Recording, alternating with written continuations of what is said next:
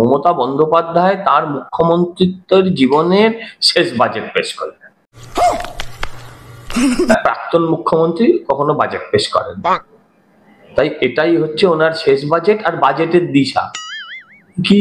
দিশা বললেন দেউচা পাচামি থেকে যা কয়লা বেরোবে, হ্যাঁ 100 বছর নিশ্চিন্ত। যেই বললেন তারপর থেকে ভাইপোও নিশ্চিন্ত, বলছে 100 বছর আর আমার পরিবার 4 পুরুষকে বলে না যে তোর 14 পুরুষ বসে খাবে, ওর 14 পুরুষ শুয়ে খাবে 100 বছর হলে।